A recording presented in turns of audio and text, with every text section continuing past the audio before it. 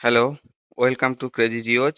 আজকে আমি আলোচনা করব ক্লাস সেভেনের রায় ও মার্টিন কোশ্চেন ব্যাংক 2026-এর জিওগ্রাফির ক্ষেত্রে সেকেন্ড সামেটিভ ইভ্যালুয়েশনের যে 6 নম্বর স্কুল আছে, অর্থাৎ রামনগর রাও হাই স্কুল এইচএস, তার সমস্ত কোশ্চেনগুলো। প্রথমেই দেখে নাও তোমরা একের দাগে সঠিক উত্তরটি নির্বাচন করে পূর্ণবাক্যে উত্তর দিতে বলেছে। একের একে দেখো, তিব্বত মালভূমি একটি, অপশন সি হবে রাইট অ্যান্সার, পর্বত বেষ্টিত মালভূমি। 2 নম্বরে দেখো গ্রস্ত উপত্যকা দেখা যায়, অপশন বি হবে রাইট অ্যান্সার, স্তূপ পর্বতে। 3 নম্বরে দেখো বদ্বীপ গঠিত হয়, অপশন সি হবে রাইট অ্যান্সার, নদীর নিম্ন গতিতে। এখানে শুধু নিম্ন গতি আছে যেহেতু হবে। 4 নম্বরে দেখো মাটিতে বাতাস থাকে, অপশন সি হবে রাইট অ্যান্সার, 25%। 5 নম্বরে দেখো একটি আগ্নেয়শিলা হলো, কোনটা আগ্নেয়শিলা হবে এখানকার মতো, অপশন সি হবে রাইট অ্যান্সার, গ্রানাইট। 6 নম্বরে দেখো সাহারা মরুভূমি শুষ্ক নদীখাতকে বলা হয় কি, অপশান এ হবে রাইট অ্যান্সার, ওয়াদি। 7 নম্বরে দেখো ব্লু ও হোয়াইট নীলের সংযোগস্থলে অবস্থিত শহরটি হলো কি, অপশান ডি হবে রাইট অ্যান্সার, খার্তুম। 8 নম্বরে দেখো ভিক্টোরিয়া জলপ্রপাত রয়েছে কোথায়, অপশান বি হবে রাইট অ্যান্সার, জাম্বেজি নদীতে। 9 নম্বরে দেখো আফ্রিকার সর্বোচ্চ পর্বতশৃঙ্গ হলো, অপশান বি হবে রাইট অ্যান্সার, মাউন্ট কিলিমাঞ্জারো। 10 নম্বরে দেখো আফ্রিকার নাতিশীতোষ্ণ তৃণভূমি হলো, অপশান এ হবে রাইট অ্যান্সার, ভেল্ট। এই কোশ্চেনগুলো আগের স্কুলগুলোয় হয়েছে প্রায়, কিছু কিছু হয়তো এক আধটা নতুন আছে। এগুলা আরেকবার পড়বে, প্র্যাকটিস হয়ে যাবে বারবার দেখে নিলে।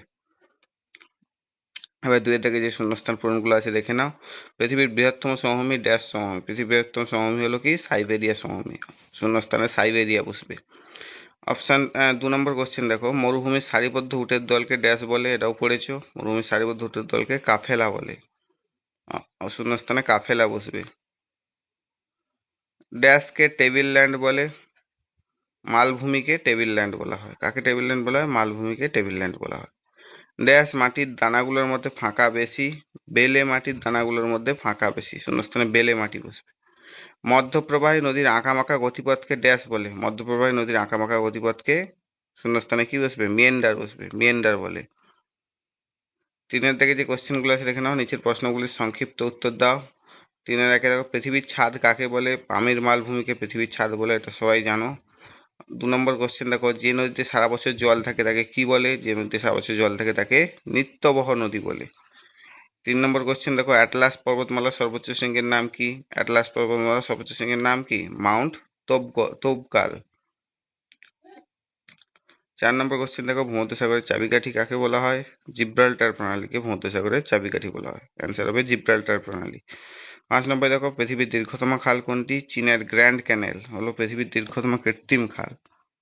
পৃথিবীর দীর্ঘতম খাল কোনটি, দীর্ঘতম কৃত্রিম খাল হলো চীনের গ্র্যান্ড ক্যানেল।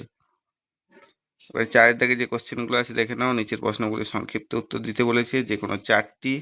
ব্যবিচ্ছিন্ন মালভূমি কাকে বলে, অ্যান্সার হবে দেখো নদী বা অন্যান্য প্রাকৃতিক শক্তির ক্ষয়কার্যের ফলে যখন কোনো বিস্তীর্ণ মালভূমি ছোট ছোট খণ্ডে বিভক্ত হয়ে পড়ে এবং খণ্ডগুলি মাঝে নদী উপত্যকা তৈরি হয়, তাকে ব্যবিচ্ছিন্ন মালভূমি বলে। যেমন ছোটনাগপুর মালভূমি। ছোটনাগপুর প্লেটের একটা ছবি দেওয়া আছে দেখো, তার মাঝখান দিয়ে দেখো সোন রিভার গেছে, কাইমুর রেঞ্জ থেকে সোন রিভার গেছে দেখো। এছাড়া আরো অন্যান্য নদী আছে, ম্যাপটা একটু অস্পষ্ট, তোমাদের বইতে থাকলে দেখে নাও। 2 নম্বরে দেখো জলবিভাজিকা কি, 2 বা ততোধিক নদী অববাহিকা পৃথককারী উচ্চভূমি কি জলবিভাজিকা বলে, এটাও পড়েছো। যেমন মধ্য এশিয়ার পর্বতসমূহ বা ভারতের বিন্ধ্য পর্বত, অর্থাৎ 2 বা ততোধিক পর্বতমালাকে, 2 বা ততোধিক হচ্ছে নদী অববাহিকাকে যে পর্বতমালা বা যে উচ্চভূমি বিচ্ছিন্ন করে তাকে হচ্ছে জলবিভাজিকা বলছে, অর্থাৎ জলকে বিভাজন করে দিচ্ছে। 3 নম্বরে দেখো বহুমুখী নদী পরিকল্পনা কাকে বলে, এটাও অনেকবার পড়েছো। নদীর উপরে বাঁধ দিয়ে যখন বন্যা নিয়ন্ত্রণ, জলসেচ, জলবিদ্যুৎ উৎপাদন ও মৎস্য চাষের মতো একাধিক উদ্দেশ্য পূরণ করা হয়, তখন তাকে বহুমুখী নদী পরিকল্পনা বলে। অর্থাৎ বহুমুখী একটা পরিকল্পনার অনেকগুলা কাজ আছে, সেটা নদী পরিকল্পনার ক্ষেত্রে কি হয়, জলসেচ হতে পারে, বন্যা নিয়ন্ত্রণ হতে পারে, জলবিদ্যুৎ উৎপাদন, মৎস্য চাষ।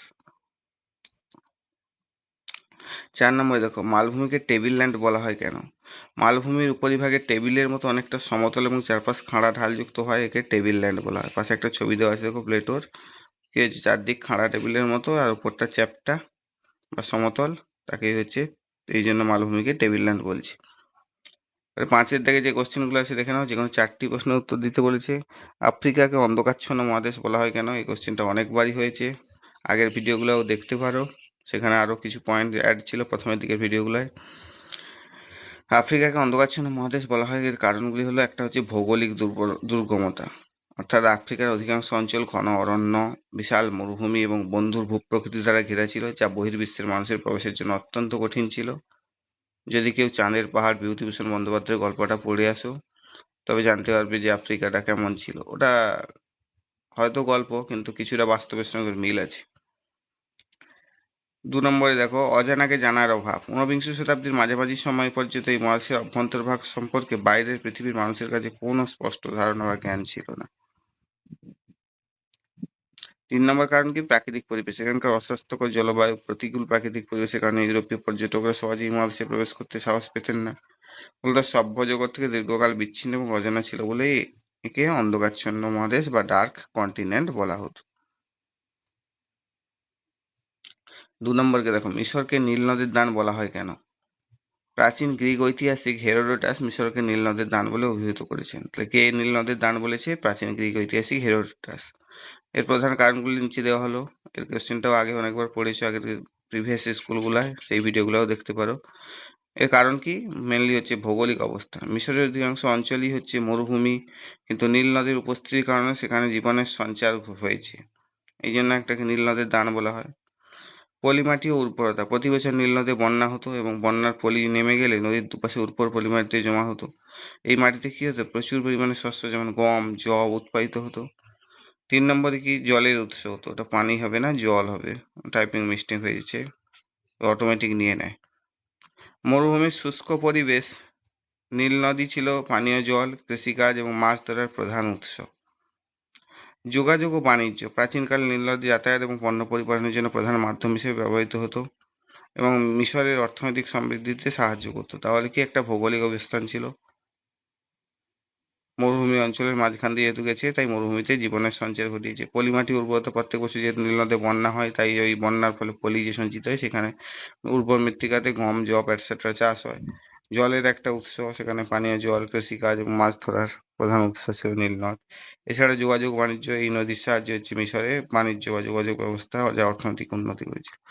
তাই এক কথায় নীল নদ না থাকলে মিশর একটি বিশাল মরুভূমিতে পরিণত হতো এবং সেখানে সভ্যতা গড়ে ওঠা প্রায় অসম্ভব ছিল। তাই মিশরকে নীল নদের দান বলা হয়। ক্লিয়ার? এগুলো পড়বে, অনেক আগে অনেকবার পড়েছো, আগে ভিডিওগুলোও দেখতে পারো। 3 নম্বরে দেখো, আগ্নেয় শিলা কাকে বলে? বৈশিষ্ট্য লেখো। পৃথিবীর অভ্যন্তরে উত্তপ্ত গলিত ম্যাগমা শীতল ও কঠিন হয়ে যে শিলা তৈরি করে তাকে আগ্নেয় শিলা বলছি। পৃথিবীর অভ্যন্তরে উত্তপ্ত গলিত ম্যাগমা শীতল ও কঠিন হয়ে যে শিলা তৈরি করে তাকে আগ্নেয় শিলা বলছি। সংজ্ঞাটা মনে রাখবে, দিলে বৈশিষ্ট্যগুলো লিখতে পারবে। আগ্নেয় শিলার প্রধান বৈশিষ্ট্যগুলি কি কি? এটাও হয়েছে এই কোশ্চেনটা। কাঠিন্য। এই শিলা অত্যন্ত শক্ত ও ভারী হয়, জানি আমরা, গ্রানাইট, নিস এটসেট্রা। কেলাসিত গঠন। আগ্নেয় শিলা সাধারণত কেলাসিত বা দানাদার প্রকৃতির হয়। স্তরায়নহীনতা। পাললিক শিলার মতো এই শিলায় স্তর স্তর থাকে না, অর্থাৎ পাললিক শিলা কি হবে? তৈরি পরিসঞ্চিত হতে হতে হতে হতে তৈরি হচ্ছে, সেখানে কি হবে? স্তর স্তর বা লেয়ার দেখা যাবে। জীবাশ্মের অভাব। অত্যাধিক তাপে গঠিত হওয়ার কারণে এই শিলায় কোনো জীবাশ্ম বা ফসিল থাকে না। ফসিল একমাত্র পাললিক শিলায় দেখা যায়। ছিদ্রহীনতা। এই শিলা বেশ নিরেট এবং এর মধ্যে ছিদ্র বা রন্ধ্র খুব কম থাকে, তাই জল সহজে প্রবেশ করতে পারে না। ক্ষয় প্রতিরোধ। শক্ত হওয়ার কারণে এই শিলা সহজে ক্ষয়প্রাপ্ত হয় না। পাশে কিছু আগ্নেয় শিলার হচ্ছে উদাহরণ দেওয়া আছে, দেখো। ব্যাসল্ট, অ্যান্ডেসাইট, রায়োলাইট, স্কোরিয়া, পুমিকা বা পুমিস যাকে বলছে, অবসিডিয়ান এটসেট্রা। 4 নম্বর দেখো, নিরক্ষের চিরসবুজ অরণ্যের 3টি বৈশিষ্ট্য লিখতে বলেছে। এই কোশ্চেনটা অনেকবার পড়েছো। নিরক্ষের চিরসবুজ অরণ্যের 3টি প্রধান বৈশিষ্ট্য নিচে দেওয়া হলো। চিরসবুজ প্রকৃতি। এই অরণ্যের গাছগুলোর পাতা একসাথে ঝরে যায় না, তাই সারা বছর বনটি সবুজ দেখা যায়। ঘন চাঁদোয়া বা ক্যানোপি সৃষ্টি হয়। গাছগুলো অত্যন্ত ঘন এবং দীর্ঘাকৃতি হওয়ার কারণে উপরে একটি নিশ্চিদ্র চাঁদোয়া তৈরি করে, যার ফলে সূর্যের আলো বনের মেঝেতে পৌঁছতে পারে না। অত্যাধিক বৈচিত্র্য। খুব অল্প জায়গার মধ্যে অনেক প্রজাতির গাছ, যেমন মেহগিনি, রোজউড, আয়রনউড একসাথে থাকে। এগুলোই হচ্ছে 3টি বৈশিষ্ট্য।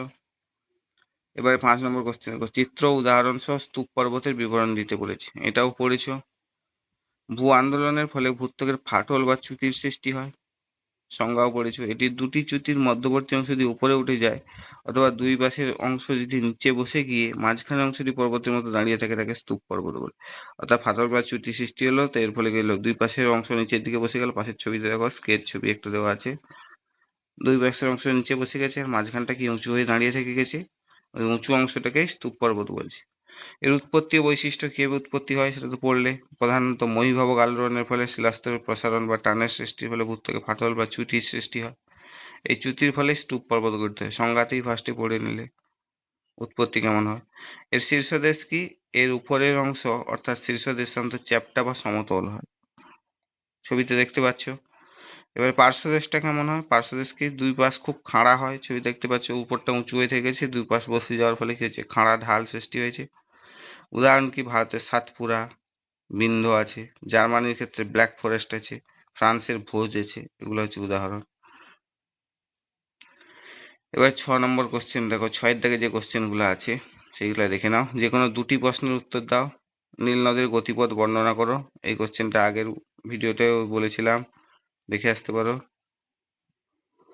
নীল নদের গতিপথের বিবরণ। হোয়াইট নীল আর ব্লু নীল, নীল নদের দুটো ভাগ আছে আমরা জানি। হোয়াইট নীল একটা আছে, ব্লু নীল আছে, দুটো মিলেই হচ্ছে নীল নদ তৈরি হয়েছে।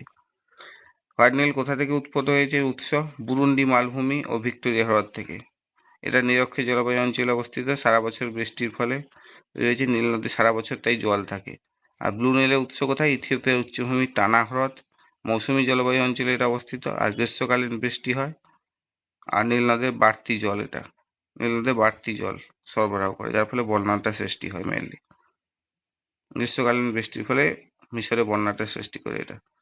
আর সেটা সারা বছর বৃষ্টির ফলে হোয়াইট নীলে জলটা থাকে সারা বছর। আর এটা কেবল মৌসুমী জলবায়ুতে যেহেতু গ্রীষ্মকালে বৃষ্টিপাতটা হয়। এবারে কি হয়েছে? নীল নদের নিম্ন অংশে বন্যা, এই দুটো মিলিত হয়ে কি হলো? নীলনদ তৈরি হলো। নীল নদের নিম্ন অংশে কি হচ্ছে? বন্যা হচ্ছে জুন থেকে সেপ্টেম্বর মাসে। বন্যার ফলে নদীর দুই তীরে নতুন পলি সঞ্চয় এবং উর্বর কৃষি জমি, যেটা মিশরে মেনলি হয়ে থাকে, তাই নীলনদকে মিশরের দান বলা হয়। না সরি, মিশরকে নীল নদের দান বলা হয়, উল্টো বলে দিল। পাশে একটা মানচিত্রের ছবিও দেওয়া আছে, দেখবে ব্লু নীল আর হোয়াইট নীল খার্তুমের কাছে মিলিত হয়েছে। শর্ট কোশ্চেনে পড়েছো, মিলিত হয়ে নীলনদ তৈরি হয়েছে, দিয়ে গেছে দেখো। এবারে কি হয়েছে দেখো, নীলনদ অববাহিকার বিভাগ সমূহ। 1 নম্বর দেখো, নদীর উৎস অঞ্চল আছে। তানজানিয়া দেশের বুরুন্ডি মালভূমি অঞ্চল, এখানে ভিক্টোরিয়া হ্রদ অবস্থিত, যেটা হচ্ছে এইখানে দেখো ভিক্টোরিয়া হ্রদ আর বুরুন্ডি মালভূমি থেকে হোয়াইট নীলের উৎসটা। এবারে অববাহিকার উচ্চ অংশকে ভিক্টোরিয়া হ্রদ থেকে সুদানের মালাকাল শহর পর্যন্ত বিস্তৃত। আর মধ্য অববাহিকার কোথায়? মালাকাল থেকে খার্তুম পর্যন্ত বিস্তৃত। ফার্স্টে এই ছবিটা দেখেছিলে, খার্তুম পর্যন্ত। এইবারে দেখে নাও,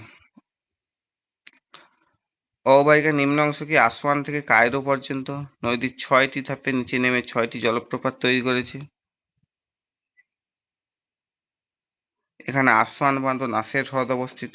বদ্বীপ অঞ্চল কি? কায়রো থেকে ভূমধ্যসাগর পর্যন্ত এটি উর্বর পলি সমৃদ্ধ একটি প্রধান কৃষি এলাকা। পাশে মানচিত্রের ছবিটা দেওয়া আছে, দেখবে। এবার 2 নম্বর কোশ্চেনটা দেখে নাও, আফ্রিকা মহাদেশের জলবায়ু এত বৈচিত্র্যপূর্ণ কেন? অক্ষরেখা, নিরক্ষরেখার কাছাকাছি এখানে উষ্ণতা সবচেয়ে বেশি অনুভূতি হয়। মেরুর দিকে, নিরক্ষরেখা যত উত্তর বা দক্ষিণ মেরুর দিকে যাওয়া যায়, সূর্যের তীর্যগ্রস্তির কারণে উষ্ণতা তত কমতে থাকে। এবার সমুদ্র থেকে দূরত্ব। উপকূলীয় অঞ্চলে সমুদ্রের বাতাসের প্রভাবে তাপমাত্রা খুব বেশি বাড়ে না, আবার খুব কমেও না। স্থলভাগ কেমন? সমুদ্র থেকে যত দূরে হয় সেখানে শীত ও গরমের পার্থক্য তত বেশি হয়, অর্থাৎ চরম ভাবাপন্ন জলবায়ু হয়। অভ্যন্তর অঞ্চলে জলবায়ুটা হচ্ছে সমভাবাপন্ন প্রকৃতির হয়ে থাকে। আর সমুদ্র স্রোত, এখানে কি কি দেখা যায়? সমুদ্রের মধ্যে দিয়ে বিপুল জলরাশি নির্দিষ্ট পথে প্রবাহিত হয়, তাই হলো সমুদ্র স্রোত। সমুদ্র স্রোত উষ্ণ বা শীতল দুই প্রকারের হতে পারে এখানে, যা পার্শ্ববর্তী উপকূলের তাপমাত্রাকে প্রভাবিত করে। আফ্রিকার ছবিটার পাশে দেওয়া আছে, দেখো আফ্রিকা মহাদেশের ছবিটা দেখতে পাচ্ছ। উচ্চতা কি? উচ্চতা বাড়লে বাতাসের উষ্ণতা কমে যায়। সাধারণত প্রতি 1 কিমি উচ্চতা বাড়লে বাতাসের উষ্ণতা গড়ে 6.4 ডিগ্রি সেন্টিগ্রেড হারে কমে যায়। 3 নম্বরে দেখো, মানব জীবনে পর্বতের প্রভাব আলোচনা করো। মানব জীবনে পর্বতের অপরিসীম নিচের গুরুত্ব আলোচনা করা হলো। ইতিবাচক প্রভাব, দু রকমের প্রভাব আছে, একটা ইতিবাচক, একটা নেতিবাচক। ইতিবাচক প্রভাব কি? নদ নদীর উৎস। অধিকাংশ চিরপ্রবাহী নদী পর্বত থেকে উৎপন্ন হয়। পর্বতের বরফ গলা জল বা বৃষ্টির জল থেকে সৃষ্ট এই নদীগুলো সমতল ভূমিতে জলসেচ, পানীয় জল এবং জলবিদ্যুৎ উৎপাদনে সাহায্য করে।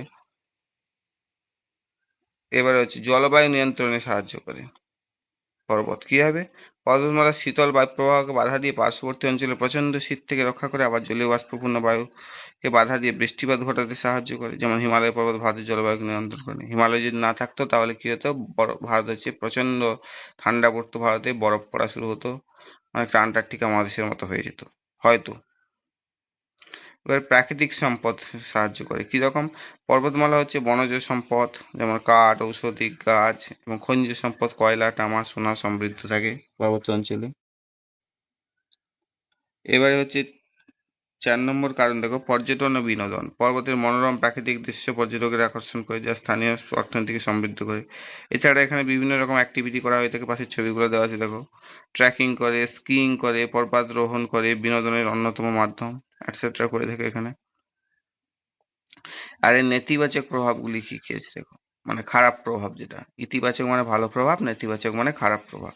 যাতায়াত ও পরিবহন ব্যবস্থা। পর্বতের বন্ধুর ভূপ্রকৃতি অর্থাৎ উঁচু নিচু এবড়ো খেবড়ো ভূপ্রকৃতির কারণে কী হচ্ছে, এখানে রাস্তাঘাট বা রেলপথ তৈরি করা অত্যন্ত কঠিন বা ব্যয় সাপেক্ষ হয়ে পড়ে। কৃষিকাজে অসুবিধা, পাথুরে জমি এবং খাড়া ঢালের কারণে এখানে সাধারণ পদ্ধতিতে চাষবাস করা যায় না। যদিও ধাপ চাষের মাধ্যমে কিছু কিছু কৃষিকাজ করা হয়, তবে তার সমভূমির তুলনায় সীমিত। পাশের ছবি দেওয়া আছে দেখো, ধাপ কেটে কেটে চাষ করা হচ্ছে।